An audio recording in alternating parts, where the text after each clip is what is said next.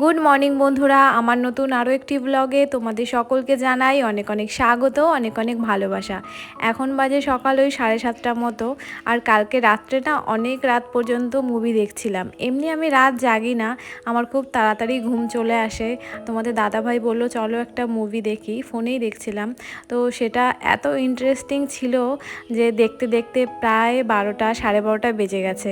আর আমি সব দিন 9টার মধ্যে ঘুমিয়ে পড়ি, 8:30টার মধ্যে বিছানায়, 9টার মধ্যে ঘুম। কিন্তু এত ভালো লাগছিল বইটা, ওই 12:30টা পর্যন্ত দেখেছি। তো সেই জন্য আজকে একটু ঘুম থেকে উঠতে দেরি হয়ে গেছে। আর শাশুড়ি মা যেহেতু নেই, তো সেই জন্য কোনো চাপ নিচ্ছি না। কারণ শাশুড়ি মা যখন থাকে উনি সকালে তো ব্যায়ামে যায়, ওই 5টার দিকে উঠে ব্যায়ামে যায়, 7টার আগেই চলে আসে, 7টা কি ওরকমই আসে। তো তার আগে আমি ঘরের সমস্ত আশিবাসি কাজ কমপ্লিট করে শাশুড়িমার জন্য চায়ের জল রেডি করে রাখি। কারণ ব্যায়াম থেকে আসার সাথে সাথেই উনি খুব ক্লান্ত হয়ে পড়ে, শরীর ভালো লাগে না ওনার। তো সেই জন্য আসার সাথে সাথে ওনার এনার্জি ড্রিঙ্ক হচ্ছে চা, তো সেটা আমাকে রেডি করে রাখতে হয়। আর আমি তো চা খাই না, আর সাত সকালে খালি পেটে চা তো খাবোই না, কারণ আমার গ্যাসের প্রবলেম। আর চা খেলে, বিশেষ করে খালি পেটে চা খেলে জানো তো গ্যাসের সমস্যা আরও বেড়ে যায়। তাই আমি শাশুড়ি মাকে সকালবেলা চা করে দিয়ে আমি ব্রেকফাস্ট বা সকালে যা খাবো আমরা তাই রেডি করা শুরু করে দিই। তো আজকে যেহেতু শাশুড়ি মা নেই, আমার সকালবেলার আজকে একটু অন্যরকমভাবে সকালটা হলো, কোনো রকম তাড়া নেই। তো শাশুড়ি মা থাকলে কি হয় বলো তো, উনি থাকলে যদি আমি শুয়ে থাকি কেমন একটা লাগে না। আর যবে থেকে আমার বিয়ে হয়েছে সেই দিন থেকে আজ পর্যন্ত এখনও কোনো দিনও বেলা করে ঘুম থেকে উঠেনি। শাশুড়ি মা ওই 5টার সময় ব্যায়ামে যায়, ওনার সঙ্গে সঙ্গে আমি উঠে যাই। যেহেতু আমি ভিডিও করি তাই ওই ভোরবেলাটাই আমার ভয়েস ওভার দিতে খুব সুবিধা হয়। চারিদিকে নির্ঝুম থাকে, কোনো আওয়াজ থাকে না। আর যারা এই ভিডিও করে তারা সম্ভবত রাত্রেবেলা ভয়েস ওভার দেয়। আর আমি তো রাত জাগতে পারি না, আর রাত আমি একটু জাগিও না, রাত জাগা আমি পছন্দই করি না। তাই আমি ভোরবেলাটাই ভয়েস ওভারটা দিই, তখন বেশ ভালো লাগে। তো শাশুড়ি মা আসার আগে ভয়েস ওভার দিয়ে ঘরের সমস্ত আশিবাসি কাজ কমপ্লিট করে ওনার জন্য চায়ের জল রেডি করে রাখি। আর উনি আসলেই চা করে দিই, তারপর ব্রেকফাস্ট করি। তো এটাই রুটিন। আজকে রুটিনটা একটু অন্যরকম হয়ে গেল। তো যাই হোক, শাশুড়ি মা তো আজকে আসার কথা ছিল, কিন্তু বললো আজকে আসবে না, কালকে বা পরশু দিনকে আসতে পারে। তো তোমাদের দাদা ভাই সকালবেলা কিছুই খাবে না, তাই আমি একটা ম্যাগি করে নিচ্ছি। অনেক দিন পরেই একটু ম্যাগি বানাচ্ছি, একদম সিম্পল করে বানাচ্ছি, ওই জল আর একটু কাঁচা লঙ্কা দিয়ে, আর ম্যাগি মশলা তো থাকে। তো একা একাই খেয়ে নিচ্ছি, তোমাদের দাদাভাই তো খাবে না। তো অনেক দিন পরে খেলাম, তো বেশ ভালো লাগলো। আমি সিম্পল করেই ম্যাগিটা খেতে পছন্দ করি। আর টমেটো ছিল না ঘরে, টমেটো দিলে আরও একটু বেশি ভালো লাগতো। তো যাই হোক, সকালবেলার খাওয়া দাওয়া কমপ্লিট হয়ে গেল, এখন ঘরের কাজবাজ করতে হবে।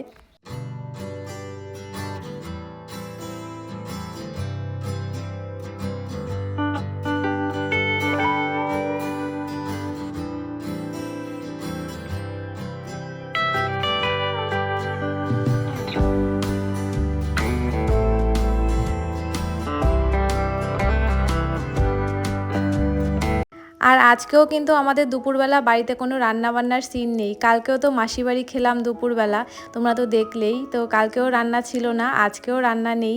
আজকে তোমাদের দাদাভাই আর আমার দুজনের দু জায়গায় নেমন্ত্রণ। তোমাদের দাদাভাই যাবে, ওর একটা বন্ধুর বাবা মারা গেছে, সেইখানে আজকে শ্রাদ্ধর অনুষ্ঠান, সেইখানে যাবে। ওদের ক্লাব থেকে নেমন্তন্ন করেছে সবাইকে, তার মধ্যে তোমাদের দাদাভাইও পড়ে, ওই জন্য ও একাই যাবে। আর আমি যাব আমার ভাইয়ের বউ তিতলি, ওর বাবার আজকে 1 বছর হয়ে যাচ্ছে। তো সেইখানে বাৎসরিক অনুষ্ঠান, সেইখানে যাব। তো দুজন চলে যাচ্ছি, দুই দিকে ভাগ হয়ে। তো দুটো নেমন্তন্ন রক্ষা করতে হবে।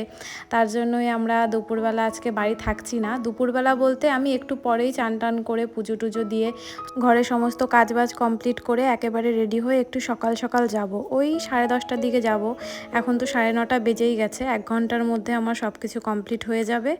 আর মিস্ত্রি দাদারা তো কাজে চলে এসেছে, ওদিকে কাজ হচ্ছে। আজকে আর তোমাদের কাজ দেখানো হলো না, কারণ মিস্ত্রি দাদারা রয়েছে। তো আর যেহেতু একটু বেলা করে উঠেছি, ঘরের কাজবাজ করতে একটু দেরি হয়ে যাচ্ছে, আবার আমাকে যেতে হবে তিতলিদের বাড়ি, তাই আজকে আর মিস্ত্রি দাদাদের ওদিকে তোমাদের দেখালাম না, ক্যামেরাটা নিয়ে গেলাম না কাজের ওইখানে। তো কালকে দেখিয়ে দেবো আজকে কি কাজ হচ্ছে। আজকে দাদারা তো অনেক দিন পরেই এসছে কাজে, যেহেতু মাটি দেওয়ার কাজ চললো 2 দিন। তো আজকে বেশ ভালো লাগছে মনটা, কাজ আবার শুরু হয়ে গেছে না, বাড়ির কাজ হলে আমার বেশ ভালোই লাগে। তো যাই হোক, কালকে তোমাদের সঙ্গে শেয়ার করব। এখানে আমি চান টান করে রেডি হচ্ছি, জামা টামা পরে নিয়েছি দেখতেই পাচ্ছ। আর চুলটা না আজকে ভেজাইনি, কারণ এখন যদি আমি চুলটা ভিজাতাম এই ভেজা চুলে আবার বাঁধতে হতো। তো ভেজা চুলে কোথাও বেরোতে আমার বেশ মানে ভালোই লাগে না একটু, তাই চুলটা ভিজাইনি, শুকনোই রয়েছে। এমনিতে চান টান করে পুজোটা দিয়ে নিয়েছি আর রেডি হয়ে গেলাম। আর এই যে বেরিয়ে পড়েছি, তোমাদের দাদা ভাইকে ফোন করলাম, ও তো বাড়ি ছিল না, ক্লাবে ছিল। তো বললাম আমাকে একটু দিয়ে এসো ওই বাড়ি। তোমাদের দাদা ভাই তো যাবে দুপুরবেলা, ওই খাওয়ার সময় যাবে, খাওয়া দাওয়া করে আবার চলে আসবে। আর আমার তো একটু আগে যেতে হবে, নিজেদের মধ্যে অনুষ্ঠান তো একটু আগে যেতে হয়। মা তো পৌঁছে গেছে, মা পৌঁছে গিয়ে আমাকে ফোন করলো যে তুই কখন আসবি আয়। তো মাকে বললাম আমিও বেরিয়ে গেছি। এখন ওই 10:30 মতন বাজে, 10:30 কি 11:15 ওই রকম বাজে। আর আমি প্রায় 10-15 মিনিট আগে রেডি হয়ে বসেছিলাম, তোমাদের দাদাভাই একটু আসতে দেরি করলো। তো চলো এই যে বেরিয়ে পড়লাম। বেশিক্ষণ লাগবে না, একদম কাছাকাছি বাড়ি, মাত্র 5 মিনিটের দূরত্বে। আর আমাদের যত রিলেটিভ সব কিন্তু আমাদের এলাকার মধ্যেই, কারোর বাড়ি যেতে লাগে 2 মিনিট, কারোর বাড়ি 5 মিনিট, তো বেশি সময় লাগবে না। প্রথমে একটু বাজারে দাঁড়ালাম, মিষ্টি নিতে হবে। আর মিষ্টির দোকানে গিয়ে দেখছি ভালোই ভিড়, দেখো এখনও 3-4 জনের পরে আমরা লাইনে রয়েছি। বাইরে সেই রকমভাবে রোদ নেই, কিন্তু তাও ভীষণ পরিমাণে গরম লাগছে, মানে ভ্যাপসা গরম যাকে বলে। দেখো রোদে সেই রকম তাপ নেই, হালকা রোদ, কিন্তু তাও ভীষণ পরিমাণে গরম পড়েছে। আর বৃষ্টি হবে কিনা জানি না, কালকে রাত্রে একটু হয়েছিল ছিটেফোঁটা। তো এখন তো সকাল থেকে মানে আকাশের মুখ ভার রয়েছে, হালকা মেঘলা আকাশ, কিন্তু রোদ আছে হালকা, কিন্তু ভীষণ পরিমাণে গরম। আর এই যে দেখতেই পাচ্ছ আমরা এই বাড়িতে চলে এসেছি, মানে আমি চলে এসেছি, তোমাদের দাদাভাই আমাকে রেখে চলে গেল। আর মা দেখি সবে এসে এখানে বসেছে। আর এইদিকে ভাই আমাকে বলল বাইরে বসতে পারবি না, ভীষণ পরিমাণে গরম। তাই এই যে তিতলিদের ঘরের ভেতরে নিয়ে এসে আমাকে ফ্যান চালিয়ে দিল। আমি তো সোজা ঘরের ভেতরে এসে ফ্যানের নিচেই বসে পড়লাম, কারণ ওই দোকানে দাঁড়িয়ে দাঁড়িয়ে পুরো ভিজে গেছি, দেখতেই পাচ্ছ পুরো ঘেমে গেছি। আর অনেক লাইন ছিল তো, 4-5 জনের পেছনে ছিলাম আমরা, তো ওই জন্য আমার বেশি গরম লাগছিল। একটু ফ্যানের নিচে বসি, তারপরে যাবোখানি বাইরে। আমার দেখা দেখি মাও চলে এসেছিলো, তো আমরা একটু হাওয়া ঠাওয়া খেয়ে একটু ঘামটাম একটুখানি শুকালো, তারপরে বাইরে আসলাম। আর দেখো এখানে শুরু হয়ে গেছে ক্রিয়া কাজ যেগুলো হয় আর কি, ব্রাহ্মণও চলে এসেছে। আর ওই যে মিডিলে দেখছো ওইটা তিতলি, তিতলির পাশে যে রয়েছে ও জেঠুর মেয়ে, ও কাজ করছে। তো আজকে ওর বাবার 1 বছর কমপ্লিট হয়ে গেল, তো যে 1 বছরের যে কাজ থাকে সেটাই হচ্ছে। আর যেহেতু নিচে কাদা ছিল, কালকে হালকা বৃষ্টি হয়েছে, তো ওই জন্য কাদার ভেতরে বসতে অসুবিধা হবে, তো ইট দিয়ে সুন্দর করে একটা জায়গা করে নিয়েছে, তার উপরে সমস্ত কিছু সাজিয়েছে।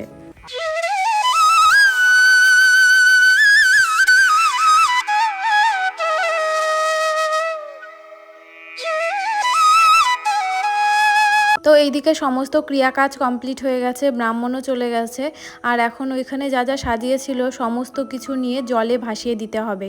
পুকুর ছিল তিতলিদের বাড়ির পাশে পেছনে, কিন্তু ওইখানে অনেকটাই নোংরা জল, তো একটু পরিষ্কার জলে দেওয়াই ভালো। অনেকে তো বাড়ির পুকুরেই দিয়ে দেয়, কিন্তু আমার বাবা যখন মারা গেছিলো আমরাও একটা কামনা সাগরে গিয়ে বাড়ির কাছেই সেখানে ভাসিয়ে দিয়ে এসেছিলাম। তো তিতলিও বলল যে পরিষ্কার জলেই দেবো, আনাচে কানাচে এখানে সেখানে দেবো না।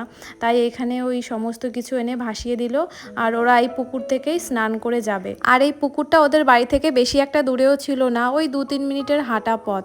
আর তিতলি যেহেতু সাঁতার জানে না, ও একটু ভয় পাচ্ছিল, যেহেতু পুকুরে অনেকটাই জল। দেখো কত বাচ্চারা এখানে স্নান করছে। তাই তিতলিকে বলা হলো যে বেশি একটা দূরে না যেতে, ওই পাড়ের থেকে 3 বার ডুব দিলেই হবে।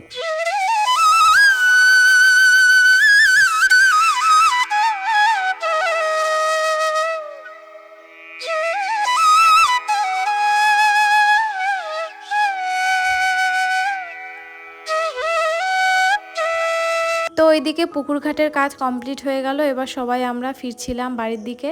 আর এই রাস্তাটা দেখো কত সুন্দর, একদম পুকুরের গা ঘেঁষেছিল রাস্তাটা। এক সাইডে ছিল মাঠ, এক সাইডে ছিল পুকুর, মাঝখান থেকে ঢালাই রাস্তা। তো এখান থেকে হেঁটে মাত্র 2 মিনিটের পথ তিতলিদের বাড়ি।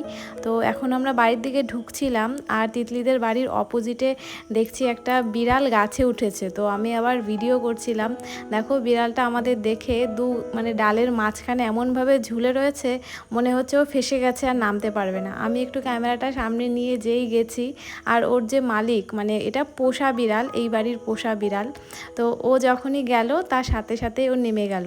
তো প্রথমে ভেবেছিলাম বেঁধে গেছে বিড়াল, তারপরে দেখছি না।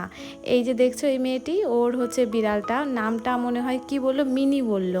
তো যাই হোক, ও চলে গেল বাড়ির দিকে, আমরাও চলে এসেছি। এই যে, আর তিতলি তো পুরো ভিজে গায়ে পুকুর থেকে এসছে।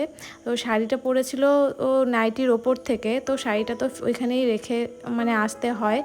আর তিতলির মা ওইখান থেকে কেচে কুচে ধুয়ে নিয়ে আসবে, আর আমরা চলে এসেছি আগে আগে। এবার অনেকটা সময় পরে আমরা এখানে ফ্যানের হাওয়া খাচ্ছিলাম, যেহেতু প্রচুর গরম। আর ওইদিকে হচ্ছে রান্না বান্না, এখন তিতলির বাবাকে খেতে দিতে যেতে হবে। তো সবাই মিলে যাব, আমরা ওয়েট করছিলাম কখন রান্না হবে, কখন যাব। আর এই যে এই জায়গাটা সুন্দর করে পরিষ্কার করে ধুয়ে টুয়ে রাখতে হয়, তো সেগুলোই করলো তিতলির মাই করলো সব কিছু। আর ওইদিকে একটা দিদি আছে, ওই দিদিটা সমস্ত কিছু রান্নাবান্না করেছে আজকে, যা যা তিতলির বাবা পছন্দ করে তাই তাই রান্না করেছে। আর এখন সব খাবারগুলো প্লেটে খুব সুন্দর করে সাজিয়েও দিয়েছে। আর যেই প্লেটে খেতে দিতে হয় সেগুলো তো আর বাড়ি ফেরত আনা যায় না, তাই সমস্ত কিছু মাটির আনা হয়েছে, মাটির থালা, মাটির গ্লাস, মাটির বাটি। আর অনেকে প্লাস্টিকের দেয়, প্লাস্টিকের থালা, প্লাস্টিকের গ্লাস, আর এখানে আজকে সব মাটির দেওয়া হয়েছে। আর এখন আমরা সবাই মিলে যাচ্ছিলাম খাবার দিয়ে আসতে। ওরা যেই পুকুর থেকে স্নান করেছিল সেই পুকুর ঘাটেই আবার যাচ্ছিলাম। এক পাড়ে থেকে ওরা স্নান করেছিল, অপোজিট পাড়ে একটা জায়গা আছে, ওইখানেই সবাই খেতে দেয়। ওইখানে একদিন আগে গিয়ে নিমন্ত্রণ করে আসতে হয়। আর যে জায়গায় খাবার দিতে হয় সেই জায়গাটা মাটি দিয়ে সুন্দর করে লেপে আশেপাশে জায়গাটা একটু পরিষ্কার করে দিয়ে আসতে হয়। আর আমার বাবা যখন মারা গেছিলো আমরা বাড়ির মধ্যেই খেতে দিয়েছিলাম, কারণ আমাদের বাড়ির আশেপাশে এত কাছে কোনো পুকুর বা ঘাট ছিল না, অনেকটাই দূরে ছিল। আর অনেকে বলছিল শ্মশানে দিয়ে আসার কথা, শ্মশানটাও ছিল অনেকটাই দূর। ঘাট বা শ্মশান দুটো জায়গায় হাঁটা পথে যাওয়া সম্ভব না, কোনো গাড়ি বা অটোতে বা টোটোতে যেতে হতো। তার জন্য আমরা বাড়িতেই একটা জায়গায় পরিষ্কার করে লেপে একদিন আগে নেমন্ত্রণ করে রেখেছিলাম, পরের দিন খেতে দিয়েছিলাম। তাই এই দিক থেকে তিতলিদের একটু সুবিধে হলো যে বাড়ির এত কাছে এত বড় একটা পুকুর আছে। আর যেহেতু পুকুরে সবাই স্নান করে, ওই জন্য পুকুরের জলটাও পরিষ্কার। আর ওই পাশের ঘাট থেকেই ওরা স্নান করে গেল, তোমরা তো দেখলেই। আর এই পাশের ঘাটটায় সবাই খেতে দেয়, ওই জন্য চারপাশটা বেশ পরিষ্কারই ছিল আগে থেকে। এই জায়গাটায় তিতলির মা এসে লেপে রেখে গেছিলো আর নিমন্ত্রণ করে গেছিলো। আর এখন সেই জায়গায় খাবারগুলো সুন্দর করে সাজিয়ে দেওয়া হচ্ছে। এইখানে 5 রকমের ভাজা ছিল, ডাল, মাংস, মাছ, মিষ্টি, দই, জল, আর এই প্রদীপ আর ধূপকাঠিটাও জ্বালিয়ে দেওয়া হচ্ছে। আর ওর বাবা পান খেতে পছন্দ করতো, তাই একটা পানও দেওয়া হয়েছে।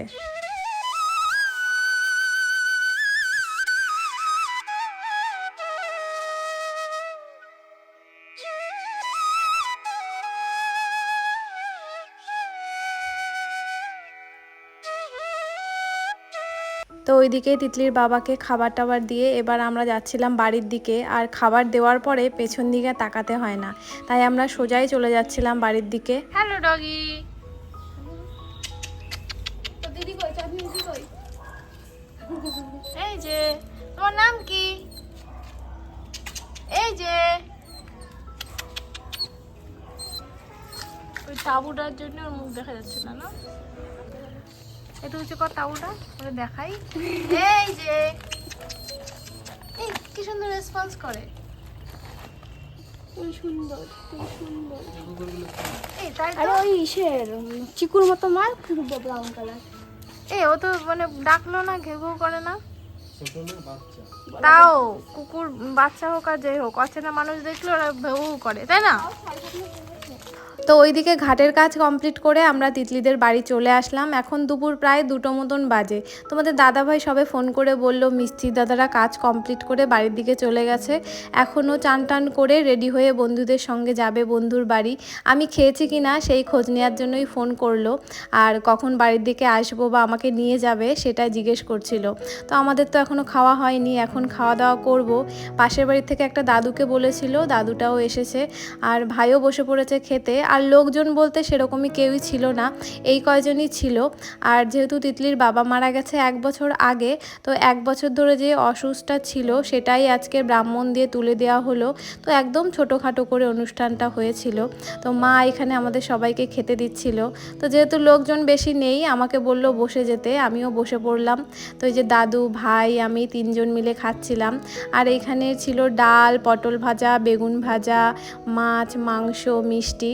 তো দেখো কতটা ঘেমে যাচ্ছি আমরা, গরমও প্রচুর পড়েছে আজকে। তো আমাদের তো খাওয়া হয়ে গেছে, এখন মা বসে পড়েছে, তিতলিরও খাওয়া হয়ে গেছে আমাদের সঙ্গে। আর ওই যে দিদিটা দেখছো, ওই সমস্ত কিছু রান্নাবান্না করেছে।